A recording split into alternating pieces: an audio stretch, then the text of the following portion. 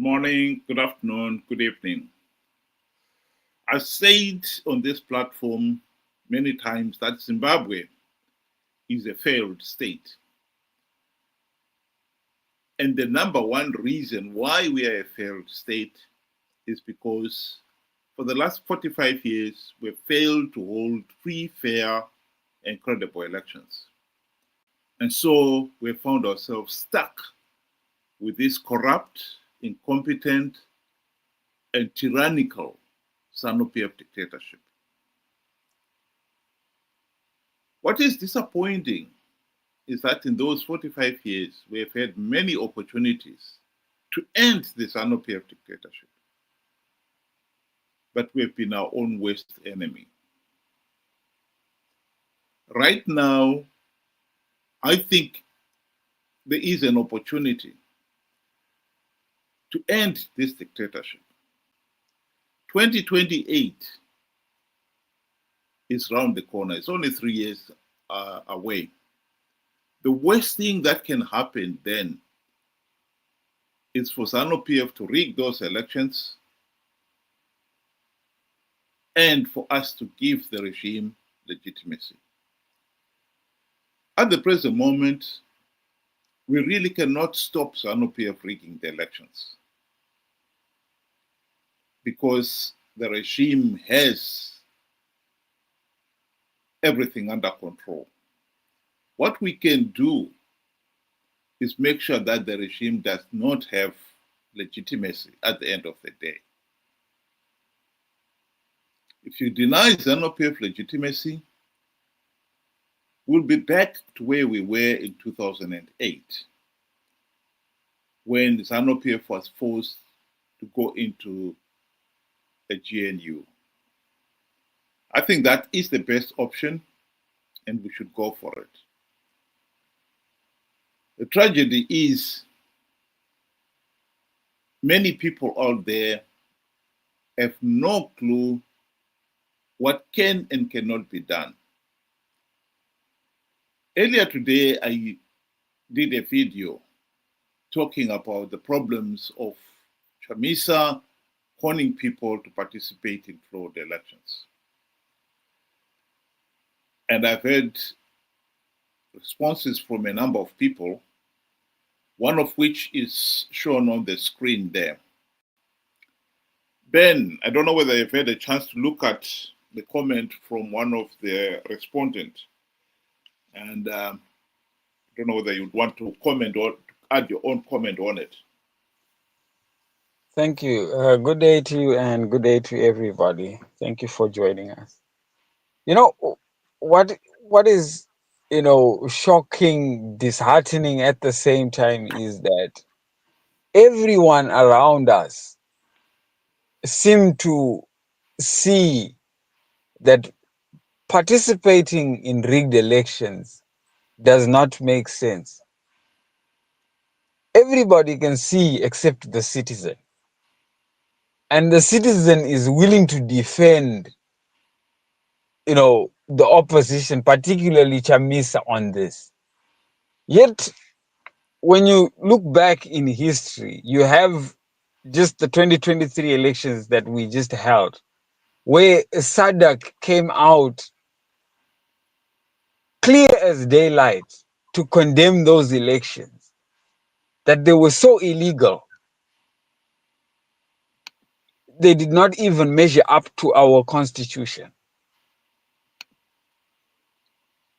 They even went the extra mile to give us recommendations, things that are essential for us to finally have free, fair, and credible elections.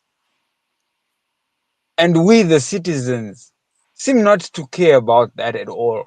It's water underneath the bridge. It really doesn't matter. We will continue with rigged elections as long as Chamisa says so. Walk down the path, in history, 2013 and before. You have David Coulter, Tendai Biti. They came out direct. David Coulter actually wrote a book. And he mentions to say, it really doesn't make any sense to participate in rigged elections. Why we keep participating in rigged elections is because of our greed, the greed of the opposition. So, how somebody can still defend that position with all the knowledge that they have been given,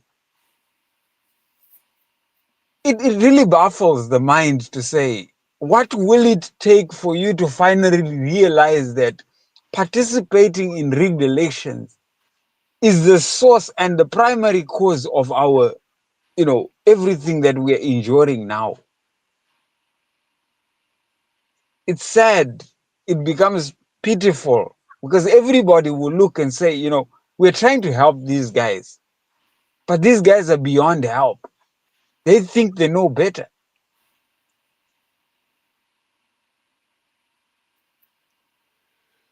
Well, to refer to the comment from this gentleman, he's saying whether Chamisa corners or not, Nero must be back and save the country democracy from collapse. I mean, it is laughable. How has participating in these flawed elections repeatedly, when we already know that the process is flawed, when those election observers have told us this is a flawed process, how has that stopped democracy from collapsing? Indeed, if the elections are flawed, then there is no democracy. Democracy is collapsed.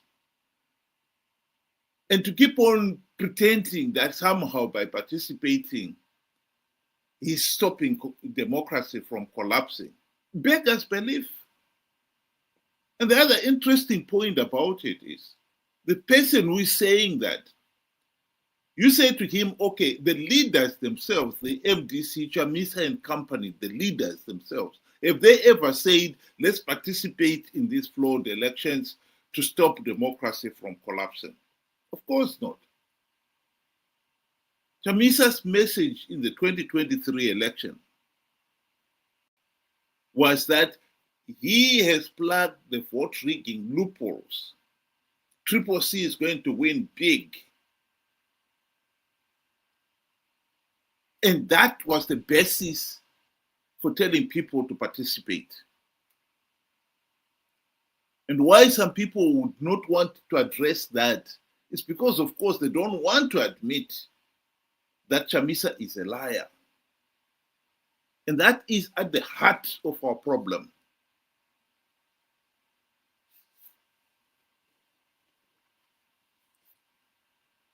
Makorokoto Zimbabwe nokuti hakuna munhu anomira kana denga raronga plan.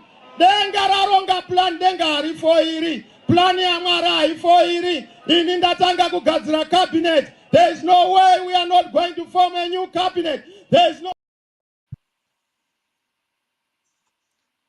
In that video clip, Chamisa was insisting, this was just a few days before the voting itself in 2023, that Triple C was going to win big, and he was already forming his cabinet.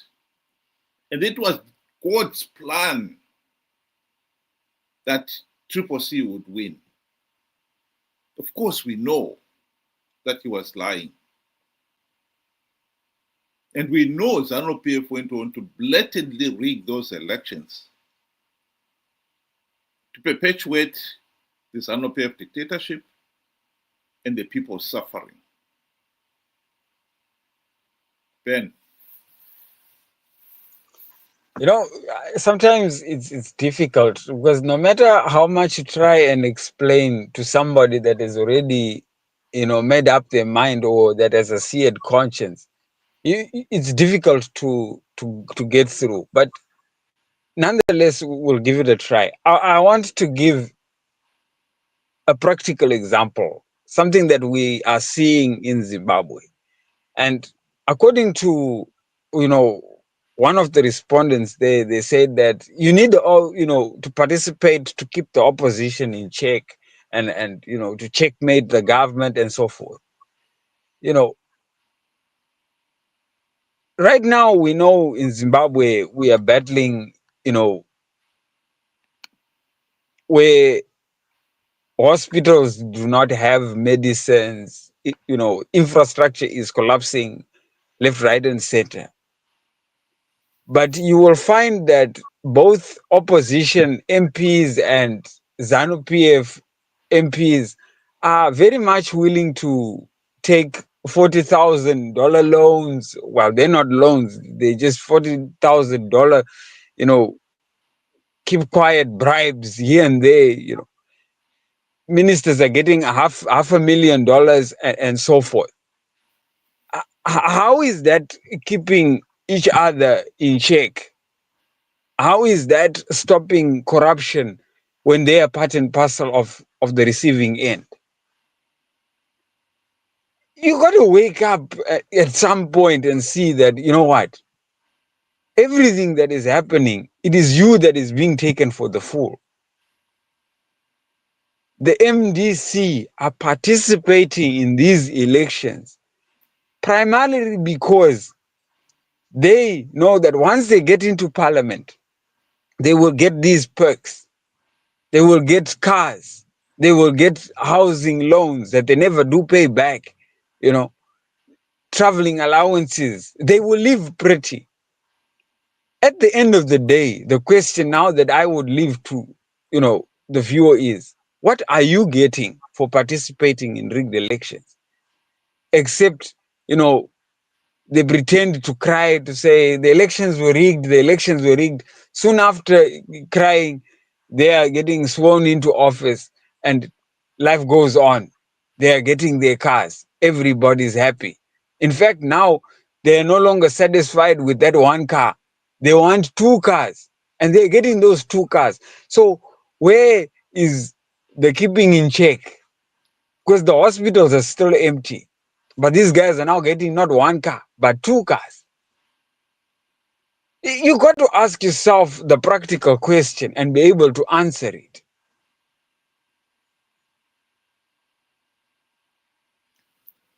Well, the comment we have got there is without Chamisa, ZANU-PF will still go into the election and they'll still have legitimacy. This argument is failing to understand that elections is a process. And like all other processes, they're governed by rules. If somebody decides that they are going to ignore the rules, in this case here, ZANU-PF, it is important that the individual should face the consequences, should be censored in some way. And in this particular case, SADC and the AU have censored ZANU-PF in 2008 when they failed to hold free, fair, and credible elections. And they created the GNU.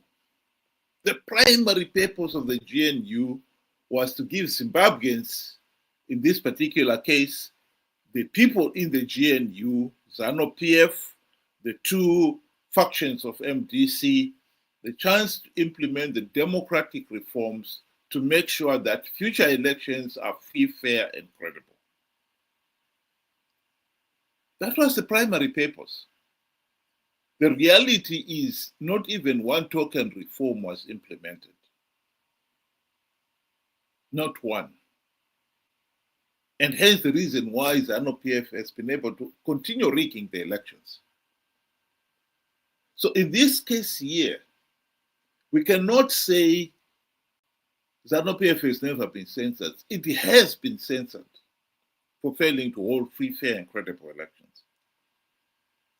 But what makes our case in Zimbabwe extra special is that the opposition, the same opposition who were in the GNU, who failed to implement even one token reform,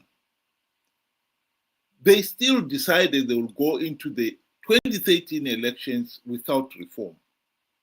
SADC warned them, you cannot go into an election without reforms. And they still stubbornly maintained that they would go into the elections. When you have done that, what did you want SADC to do? If you yourself are insisting in participating in flawed elections, what can SADC do? That is where our problem lies. This is a problem that has been created by ZANU-PF, by the opposition failing to implement reforms even when they had the golden chance to do so, and insisting in participating in flawed elections thereafter. 2023, we're talking about earlier on. Chamisa said he has plugged the vote rigging loopholes. What did you want SADC to do? It's the people themselves who were conned to believe that nonsense. Then it's your fault. What did you want SADC to do under those situations? You believed 2 million Zimbabweans out there believed in Chamisa's idiotic lie, and they participated on the belief that Triple C would win. They failed to win. You don't want to face the consequences. So to keep on arguing and say, oh, no, ZANU-PF will get legitimacy anyway. You participated. ZANU-PF rigged the elections. You gave ZANU-PF legitimacy. The most important point to remember here is that the opposition, MDC, Triple C, have become ZANU-PF Team B in all but name. Playing for Team A to win, for Team A to have legitimacy. It is for us, the electorate, to realize that MDC, Triple C are no longer playing in our corner. And that is the thrust of this argument. If we can stop the so-called Chamisa Chete Chete Brigade participating in 2028 in their millions, as they did in 2023, 2018 before it, 2013 before it, then we will deny ZANU-PF legitimacy. That is the thrust of the argument.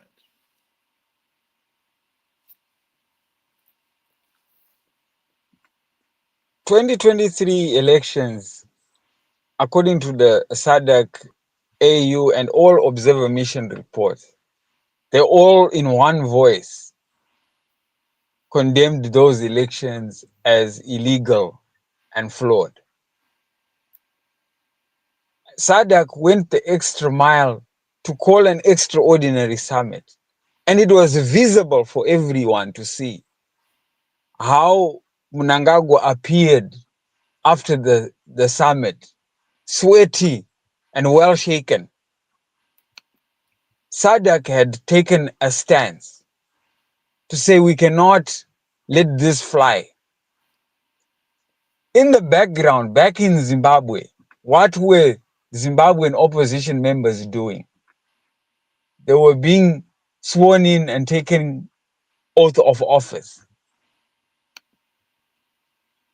thus saying they are totally in agreement with what happened.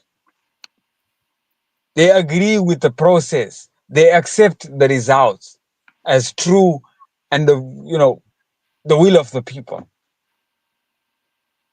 Thus, SADC stopped everything that they could do, because how then now can you go and interfere in a process where the opposition are in agreement? The ZANU-PF are in agreement. Everybody is in agreement of the result, and then they themselves that are outsiders are saying that the process is wrong. They had to stop. I really fail to understand why people cannot sometimes follow the money. Let's follow the money. The MDC Triple C members are only participating because of money. And they have never shied to say it. We have spent our money. We need to recover our monies that we spent when we were campaigning. And the only way to recover those monies is to take all those cars that they will be given as MPs.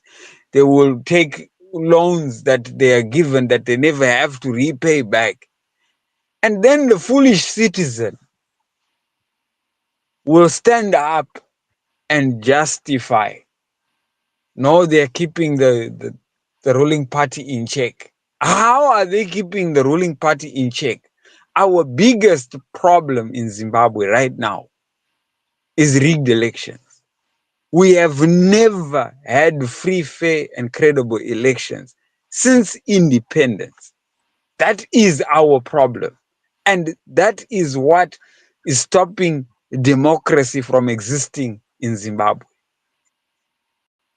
Now, if somebody can stand up and justify and say because of that and try and defend, it's quite unfortunate that person there has got a vote. They didn't deserve it because they clearly do not understand what free, fair, and credible elections are all about. It's very, very sad that some people will drag the nation back just because they do not seem to understand and to look at facts as they are. It's really sad. My closing remarks, I would like to remind the people of Zimbabwe that Zimbabwe is a failed state and we are in a very serious economic and political situation. Millions of Zimbabweans are living in abject poverty. Millions more have been forced to leave the country in search as economic refugees or political refugees or both. The situation they are facing in the diaspora, many of them, is not a happy one. Zimbabwe needs to address this problem of rigged elections and bad governance as a matter of urgency. We can deny ZANU-PF political legitimacy come 2028 if we do not make the mistake of participating in our millions as the MDC supporters did in 2023. Why it is so difficult for people to accept that Chamisa lied to them about plugging the vote rigging loopholes beggars belief. The reason why, of course, they believe in him is very simple. These are people who have got this personality cult mentality, where Chamisa is a demigod who cannot do anything wrong. And they will believe him and follow him no matter what. Man is supposed to be a creature of reason. And to follow blindly, in my view, is the worst thing we can do, particularly after 45 years of rigged elections. How anyone can still believe that we can win and progress as a nation using a system in which elections are rigged beggars belief. Common sense dictates that we should force ZANU-PF to accept that they are not above the law the rules regarding free, fair, and credible elections apply to ZANU-PF as they apply to anybody else in position of power and authority. If we participate in a flawed process because somebody told us that they have stopped ZANU-PF rigging the elections falsely, then we have got to accept the consequences. And we have accepted the consequences these last 45 years. For Pete's sake, let's come to our senses finally and say enough is enough. We want free, fair, and credible elections. If we don't have a process that is going to deliver free, fair, and credible elections, we are not going to participate to give the process legitimacy. That is all we are asking for on this issue. That is common sense. Think about it. Thank you very much, those of you who were able to join us. Hope you'll be able to do it again tomorrow, 7 o'clock UK time, 8 o'clock Zimbabwean time. Have a good night.